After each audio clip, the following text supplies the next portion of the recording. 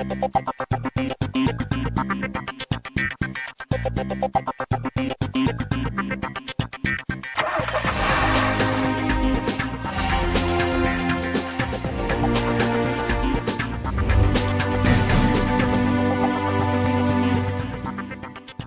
everyone to a brand new episode of CNB. I am Siddharth Vinayak Partnkar. Yes, we are still working from home. The whole country is in lockdown. It's no different with us.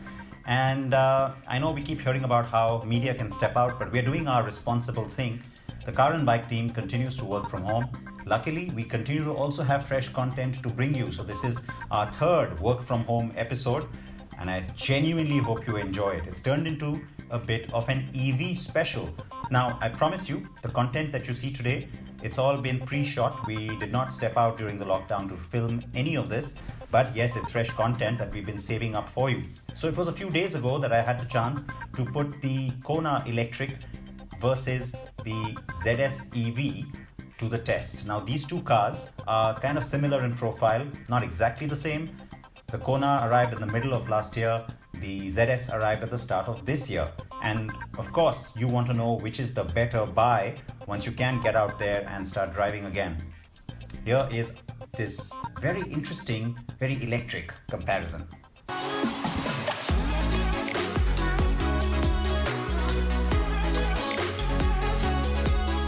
The world is changing, sometimes not as quickly as we'd like. But EVs or electric vehicles are now a reality, and they're here for good. Sure, we have a few offerings at best, but that will change. The Hyundai Kona Electric's arrival in July last year set the ball rolling. While it was not India's first EV, it certainly was one of the most plush, practical, credible mass brand offerings in the EV space. And then earlier this year, the MG ZS EV got here too. Now, while they're not exactly alike, they do make for a spicy face-off. First, let's focus on the looks, shall we? The Kona Electric first. I've liked the Kona for some time now, mainly for its compact footprint. That applies to the ICE and electric versions since they have the same body dimensions and shape. So the Kona is well proportioned, well built, and really fits the urban requirements perfectly. And yes, that's also what a lot of buyers are looking for these days. And then throw in its modern looks. Well, that will attract a lot of people too. The face, with its slim lights up top treatment, is in keeping with Hyundai's new SUV design language.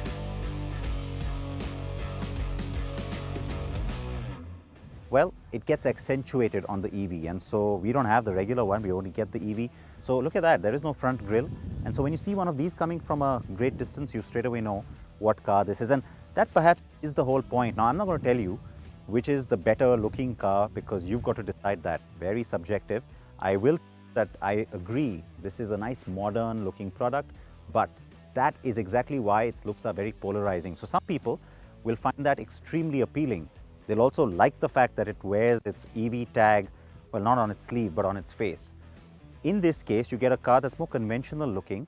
It looks bigger, it looks more SUV proportion, especially when you put them together. So to a lot of people who don't necessarily want to announce the fact that they have an EV or just like the way a regular car looks, this is going to work better. So it may be the safer design, but I do think that it's therefore the more appealing one.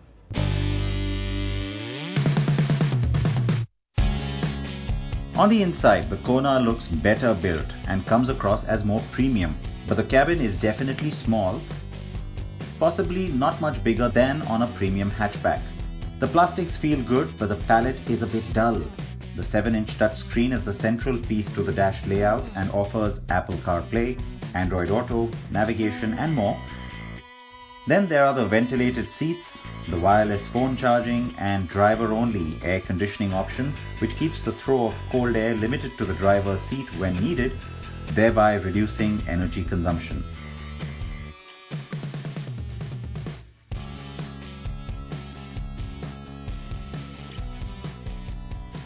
The ZS EV's cabin straightaway looks roomier, but would have looked even bigger had it got lighter tones instead of all black.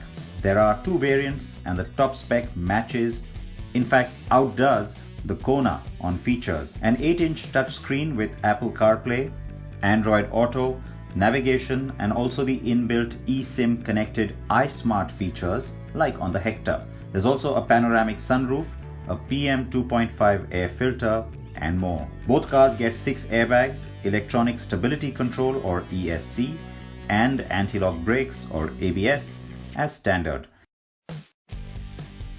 ISOFIX child seat mounts are also standard, so both do well on safety, and each claims high levels of crash safety, but we do not have crash test results for an Indian built one.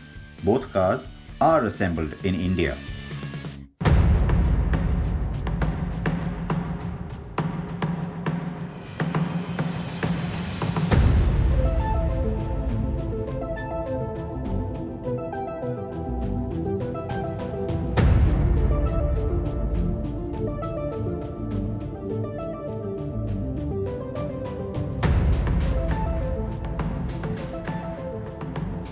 Three different drive modes and also 3 levels of regenerative braking. In fact, you put it into the third one using the paddle shifts, and you can almost go single pedal, which is kind of fun.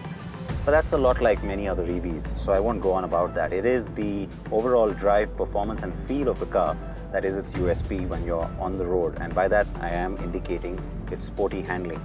It does a good job of cornering, and again, it kind of throws you because you don't expect an EV typically to do that, but that's how good the EVs are getting these days.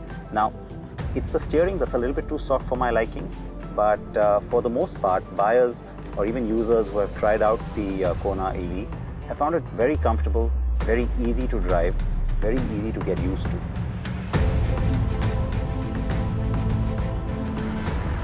Yes, the car drives well, and the experience was very similar to the time I spent with the Kona Electric in Korea last year too.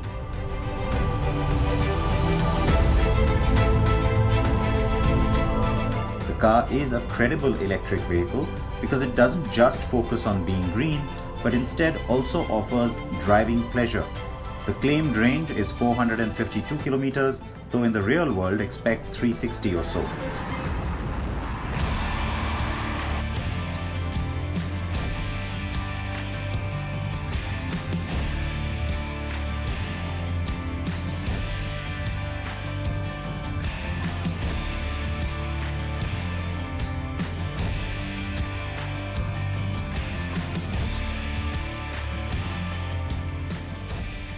Now the Kona is definitely the sportier of the two, and so a little bit more driver oriented. It's the comfort on this car that will grab you though. It's the right quality. It is surprising and it's very supple. You still sit sort of tall from an SUV perspective, but especially for Indian road conditions, you'll find the right quality really works well. It's also very different to the Hector, I can tell you. And it is going to be the one big USP because a lot of people, in terms of their usage, there'll be family usage. They might even have a chauffeur driving them. Yeah, they'll find this more comfortable. The roomier back seat will help that cause. The ZS EV's driving range is 340 kilometers, and MG says that the real-world figures will still stay above 300. The car is easy to drive, its steering is also fairly responsive, and it will surprise you in many ways with its road manners, which far outshine its sibling, the Hector.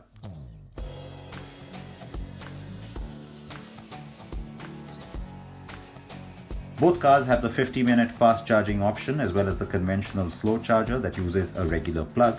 Hyundai and MG have each invested in some partnerships to provide charging points around the country, and especially in the cities where these cars are on sale. So MG matches Hyundai's plan to have not just an outsourced network, fast chargers at its dealerships and the home charging installation, but it does one better, where in an emergency you can also call for roadside assistance to give you a boost charge, allowing you to get to your destination or nearest charging point. So MG has this better covered and intends to grow this out further since it has more EVs coming. A quick look at the prices, and yes, both have tried to be as aggressive as was possible given our customs duties. And you'd have to think that MG tried a little bit harder here.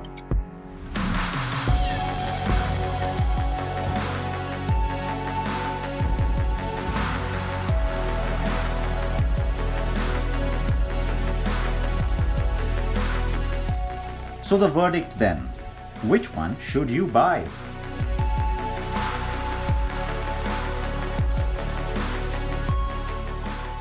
I have been impressed with the Kona right from the first time I ever drove one, because it's a well-conceived and then well-executed product.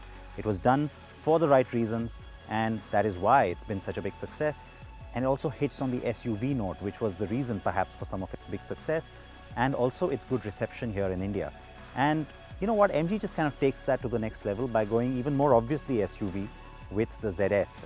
That's not a bad thing either. So which car wins, you might ask? And you know what, I know a lot of people are going to say I am comparing apples with oranges, because they're not really exactly the same kind of product. It's true, but to the buyer, this is pretty much what you're going to get to choose from. And so in that sense, I have to say that I will go with the ZS. Why? It's the bigger car. It's also the more obviously SUV looking car, and that's something that the buyer will certainly pick up on in terms of real world driving range, and also the internet inside tag, panoramic sunroof if you want to add that. Yes, it just does a lot more. But then, you know what, we'd hopefully have a situation where we just have a lot more options in the EV space, and hopefully that happens soon. We could have different body styles, we could have different sizes, different driving ranges, different price points as well. But while I'm talking about an ideal world, then you know what, in an ideal world, that's the kind of urban EV I would like to drive, because it would give you snob value, it would give you the green tag, and it would also give you extremely sporty driving with a nice small urban footprint. There is a reason why the i3 won World Urban Car of the Year, and before that even the World Green Car of the Year. But all of this is academic, because of course this car has not launched and is not launching in the Indian market anytime soon.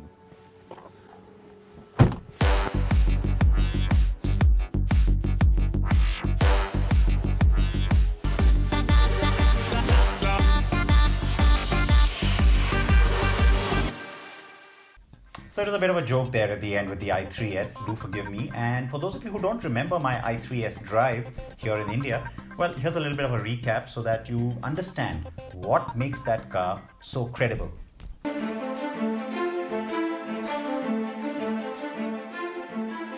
The i3S is way sportier looking, quirky still though, and with it BMW launched the facelift on the entire i3 range. The car looks edgier and sexier and more muscular now.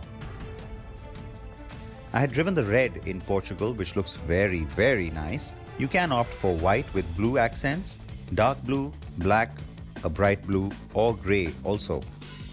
Inside, the car is very sexy. It uses sustainable materials, has that very sexy vibe with its fabric door panels, contoured dash, and those suicide doors at the rear are a nice inviting touch. The touchscreen with the latest BMW iDrive and the instrument cluster screen are impeccably finished. And yes, you can opt for high-end features like a swankier sound system, sunroof, or even smartphone connectivity options. So what are the changes that BMW has made to go from the i3 to the i3S? Well, fatter tires for one, relatively speaking. And then of course, stiffer dampers, springs and anti-roll bars. Now, that has to be taken in context because they aren't active dampers, and so that means that when you do flick it into sport mode, it's not like the ride quality changes dramatically. What does change is, of course, you get a nice stiffer feeling in the steering for sure. Besides that, the car surges forward. There's instant change in the acceleration and throttle response, and on that little screen up front, the driving range suddenly drops.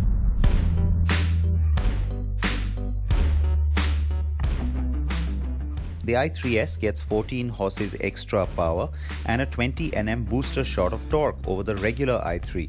It also has increased acceleration, as you just saw. The drive modes are Sport, Comfort, Eco Pro, like any BMW, but there's also Eco Pro Plus, which shuts off some comforts like even the air conditioning to give you more range. Luckily, you can still accelerate relatively quickly, but then top speed gets limited to 90 km/h. Now, handling and cornering, not quite as sporty as you expect from a BMW, but then this is a BMW i, and from that perspective you won't be disappointed. It's really the acceleration that's the big takeaway and the fun factor on this car, especially in sport mode. I mean, you just need to tap the thing and it goes. Take your foot off the gas though, and it decelerates quickly enough too, so get used to that. It's a nice sort of a safe way to drive too. The car is nimble, agile and surprisingly fun even in city traffic. And that's the part it's meant to play.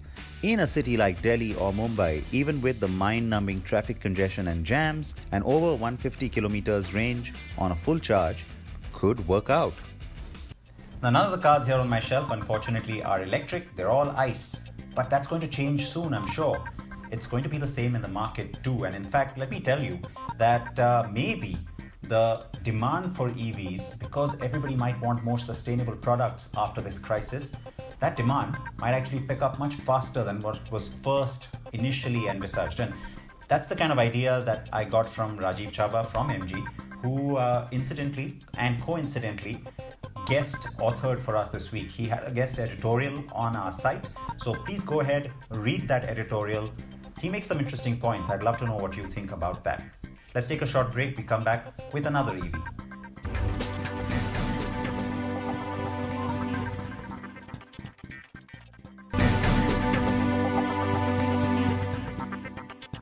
Welcome back. This is CNB. Now, one of the things that I have enjoyed during this lockdown is the chance to be able to interact more with you. So we've been trying all sorts of online engagement. Thank you for those of you who have sort of put up with my experiments and supported a lot of it. I love reaching out and I love hearing from you. So I promise to continue to do more of that for those who care. And for those who haven't yet tried out what that can feel like and how exciting that can be, I can tell you it's nice. It's nice to be able to talk to each other. So please do join me. And in fact, that's what we do here at CNB. So even at the Auto Expo in February, I had a little online contest where we thought we'll get one of you to be a lucky winner to enjoy a joyride with me on the Nexon EV. Remember, at the Auto Expo, Tata Motors had this pavilion, cars running around. And so it was great to see that participation from you. And here's what happened.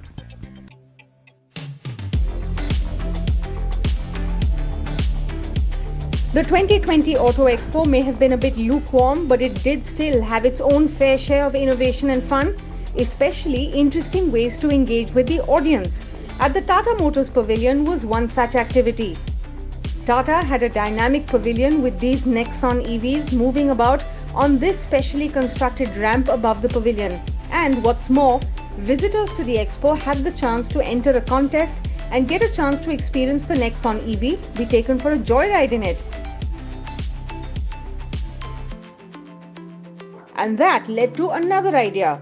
Why not have a quick contest on Twitter and get one lucky car and bike follower visiting the Auto Expo to join Siddharth on another drive? So I got to drive the car, but then, you know what, a couple of days ago, I put it out on social media that maybe one of you who's visiting the expo might also want to come and take that ride with me. And so the lucky winner of that is Nikhil, who's here. Hi, welcome, congrats. And as you can see, there's a big line, but we get to skip it. Come. All right, so lucky privilege. You can see there are lots of information about the car. And of course, that's the car. Have you seen the Nexon EV till now? From so close?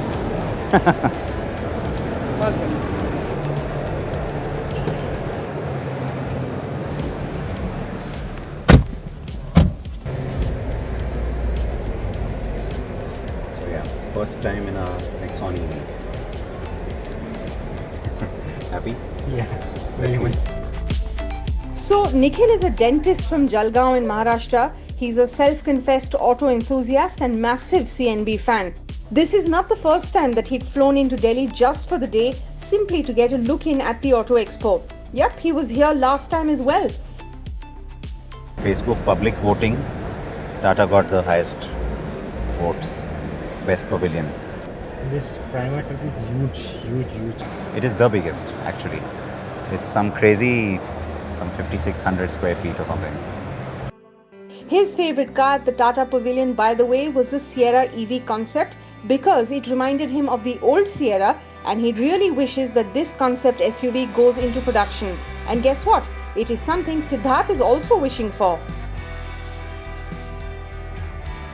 We at Car and Bike always try our best to engage with our readers, our viewers, and on few occasions when we get to meet them in person, the idea is to try and give them a memorable experience.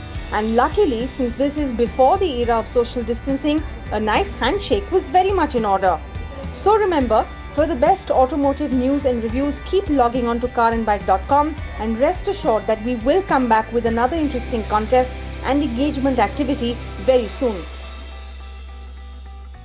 So yes, plenty more contests and engagements that will continue from Car and Bike. It's a promise. And even the next few days, we'll continue to bring you lots of engagement as much as we can and fresh content as much as we can as we continue to work from home through this lockdown. Please stay safe. Please do try and stay home, because that's one thing you can do for yourself, for your loved ones, yes, for the country too. And if you do need to step out for your essentials, please do it judiciously. Please wear your seatbelts, please wear your helmets if you do that, and just stay positive. Write into us, tell us what you want us to do, how we can help.